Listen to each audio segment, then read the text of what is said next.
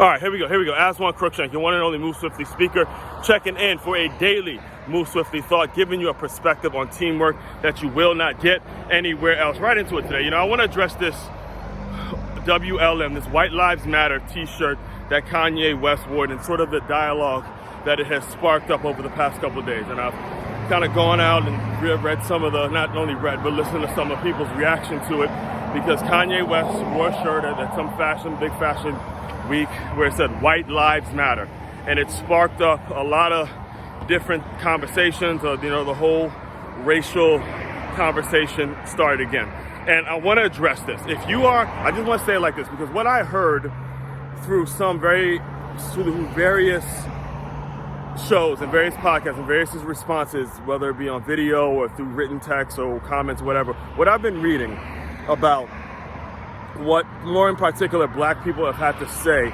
about White Lives Matter. I've heard people say that they don't care that Black Lives Matter was a scam. They don't care about that. They're like, we don't care about that. Kanye has no reason to be wearing a White Lives Matter shirt. That was sort of the essence of what I heard, and that's specifically what I want to talk about, all right?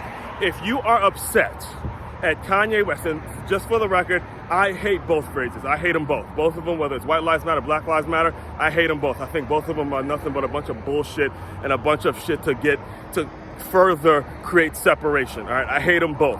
But again, I have to address the bullshit I hear because it reflects poorly on me as a black man. So if black people are upset at Kanye for wearing a shirt that says White Lives Matter, you have to be just as angry at the fact that Black Lives Matter was a scam, that the chick went and bought houses with it. There was no real change because of Black Lives Matter. And I'm going to tell you a story. Here's the story. This is the reason it gets me so fired up, because I am a black man who's actually lived through a real racial encounter, real racism with white people on multiple occasions. And whenever this bullshit comes up and we don't hold black people accountable, it takes people like me who's actually lived through it, and it ruins everything. Because our own people don't hold each other accountable just as much. All right, let me tell you something. Here's what I mean by that. It was my junior year in high school. We had this black quarterback. I will not put his name out there, but if he's watching, he knows exactly who it is. And anyone that played with me my junior year in high school knows exactly what I'm talking about, all right? We had a black quarterback who was a superstar. I mean, one of the best players on the team. Easily, if he didn't tear both of his ACLs, he would have went to some blue chip D1. He was a 5-star recruit, and then he tore his ACL. He was damn good, all right? So they moved him to quarterback, and he was a captain. Again, like I said, a black guy who was that dude, like can ball, did his thing on the field and all that stuff. So after the first game of the season, he throws a party where there's drinking, there's underage drinking, obviously, because we're in high school. There's drinking, and there's several, not only just football players, but there were also some of the girls from the Palms team that got cited and got in trouble, and the word got around the school and things like that, and it was just a complete mess, to the point in which Coach Malloy suspended a couple of the players for the next game. And this was the biggest game of the year. We're playing Robinson, the team out in Northern Virginia. We're playing Robinson that week, right? And here was the issue. The black guy in which the house who threw the party, it was at his house, because he was such a great player, the only thing that happened to him was he was no longer a captain. Great. You don't get to go walk out and do the fucking coin toss. Great, but you can still play in the game. But the two white boys got cited, who didn't play that much as it is. They weren't that great of players. In fact, one of them is, I want to say he's currently a coach for Good Counsel at this moment. They weren't allowed to play in the game. They had to be suspended. Now, do you see the hypocrisy? Actually, before I even get into the hypocrisy of it, let me just finish out the story.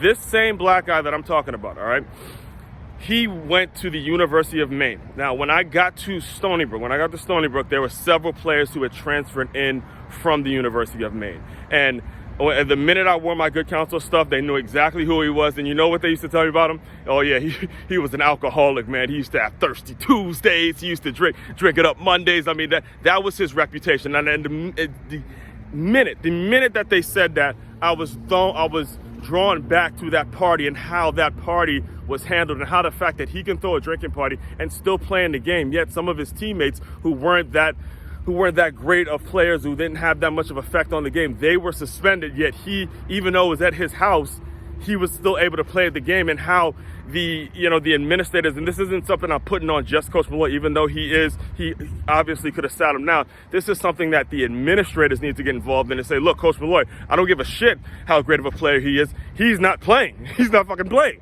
Okay, he's not playing if it was at his house. That's the real tragedy in the situation, is the fact that the administrators didn't get involved and say he's not playing. Because just try this on for size. Black people, if you're listening to me, try this. Try explaining to the white players' families why their son and daughter can't play. And these were seniors. They can't play, but the guy who they went to their house, they went to this specific player's house, and he's still playing in the game. Try explaining to them why they should support black people. Try explaining to them why they should trust black people. Try. So it ruins us. It ruins us in general. It ruins us in general. And, again, I see I'm like way over time, but I don't give a shit, because this is going to be on my podcast, and I'm going to do a deeper and deeper dive on this topic. Here's my point. When it comes to the whole White Lives Matter, Black Lives Matter, and the people who want to shrug off the fact that the Black Lives Matter movement was a scam, all you're doing is crippling us. It's like Denzel said in one of my favorite movies, Remember the Titans. You're not doing us a favor by patronizing us as black people. You're crippling us. You're crippling us for life. You're crippling us with this bullshit. Again, I will do believe me, there's a deeper dive on this very podcast. If you have not yet subscribed to the Move Swiftly podcast, make sure you click the follow button. This will be on video, but again, coming out Mondays and Wednesdays, I'm going to do deeper dives. You're going to see episodes that are probably 20 to 30 minutes, probably close to 40 minutes, depending on how fired up I get. Also, if you have not yet, first of all, if you have not yet heard about the Move Swiftly podcast, make sure you go subscribe to that as well. Also,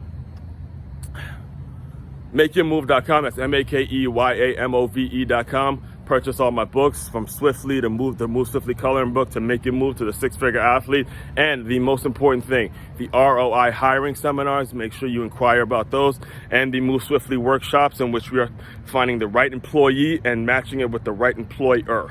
All right, Aswand Cruickshank checking out. You guys continue to move swiftly. We will talk more soon.